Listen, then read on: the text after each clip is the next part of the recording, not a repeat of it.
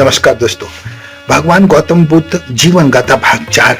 भगवान गौतम बुद्ध को संन्यास कैसे धारण हुआ, उन्होंने संन्यास कैसे लिया, आज ये कथा मैं आपको सुनाने जा रहा हूँ। राजकुमार सिद्धार्थ का विवाह दंड पाणी की सुंदर और बुद्धिमान कन्या यशोधरा के साथ हुआ था। एक दिन राजकुमार ने नगर से बाहर उद्यान में जाने की इच्छा प्रकट की। जब राजकुमार सिद्धार्थ अपने सेवकों के साथ निकले तो नगर में पहले से ही ये घोषणा करती गई थी कि राजकुमार जिधर जिधर निकले सुंदर स्वच्छ सड़कें सब साफ होनी चाहिए, सब स्वच्छ वस्त्रों में राजकुमार के दर्शन करेंगे। राजकुमार का स्वागत इसी तरह लोगों ने किया और राजकुमार सिद्धार्थ भी उसका आनंद उठा रहे थे।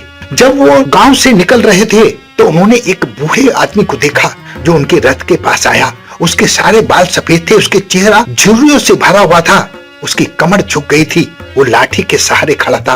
राजकुमार सिद्धार्थ ने आज तक ऐसा किसी को नहीं देखा था। उन्होंने सेवक से उसके बारे में पूछा। तब सेवक ने बताया कि हर व्यक्ति के जीवन में ऐसा समय आता है, अब ये बूढ़ा हो गया है, इसके बाल सफेद हो गए हैं, इसमें शक्ति नहीं रही है। राजकुमार सिद्धार्थ इस बात को सुनकर इतने व्यथित हुए कि उन्होंने अपने कारवे को राजमहल की तरफ वापस ले जाने के लिए कहा। वो सोच में पड़ गए कि इंसान के जीवन में ऐसा समय क्यों आता है। कुछ दिन बाद राजकुमार जब पुनः भ्रमण पर निकले तो उन्होंने एक रोगी देखा और उन्हें रास्ते में एक शव यात्रा भी मिली। अब इन सारी बातों से राजकुमार सिद्धार्थ के मन में उथल पुथल मच गई।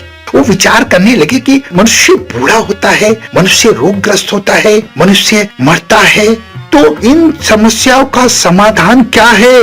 इन बातों को सोचते सोचते राजकुमार सिद्धार्थ के मन में राज दरबार के प्रति कोई रुचि नहीं रह गई थी। वो सब कुछ छोड़कर जंगल में जाकर इन बातों का हल ढूंढना चाहते थे।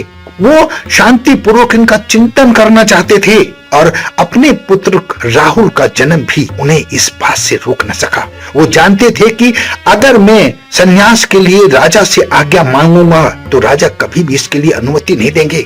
इसलिए एक रात राजकुमार ने बिना बताए ही गृह त्याग करने का निश्चय कर लिया।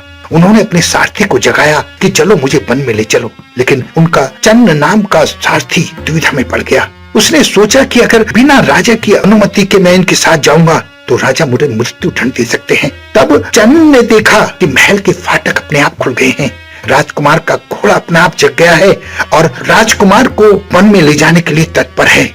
सारथी सारे संकेतों को देखकर समझ गया कि राजकुमार को वन में ले जाना चाहिए। उनका सारथी चन्न राजकुमार को लेकर वन में चला गया, लेकिन सारथी ने राजकुमार को अकेला छोड़ने से मना कर दिया। राजकुमार सिद्धार्थ ने अपने सारथी चन्न को समझाया कि मैं अब जंगल में आ गया हूँ, वन में आ गया हूँ, आप वापिस राजमहल चले जाइए। लेकिन इन बातों का उस सारथी पर कोई प्रभाव नहीं पड़ा। वो उन पर नजर रखे हुए था और उनके पीछे पीछे ही छिपकर चल रहा था। तभी उस वन में उन्हें एक सन्यासी के वेश में शिकारी मिला। उन्होंने शिकारी से पूछा कि ये सन्यासी का वेश है और आप इस वेश में शिकार कर रहे हैं। तब उसने कहा कि इस वेश में पशु पक्षी डरते नहीं हैं, बल्कि पास आते हैं और मैं उन्हें आसानी से मारकर अपनी जीविका चला लेता हूँ। उस शिकारी की बातें सुनकर राजकुमार सिद्धार्थ के मन में बड़ी दुविधा हुई। उन्होंने कहा कि ये मेरे वस्त्र ले लीजिए, ये हीरे मोतियों से जड़े हुए हैं, आपकी जीविका अच्छे से चल जाएगी, और ये सन्यासी के वस्त्र मुझे दे दीजिए। और उन्होंने ऐसे वस्त्रों का आदान प्रदान कर लिया।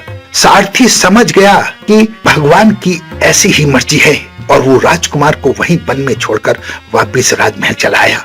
राजमहल पहुंचकर उन्होंने सारी बातें राजा को बताई। ये सारी बातें सुनकर राजा बहुत दुखी हुए। उनके लिए धीरज बांधना कठिन हो गया था और राजकुमार के वन में जाकर संन्यास धारण करने की बात सुनकर कपिलवस्तु के सारे लोग शोक में डूब गए थे। आज के इस एपिसोड में इतना ही। अगली कथा लेकर मैं उन्हें आपके सामने प्रकट होऊंगा। गौतम बुद्ध भगवान की जय।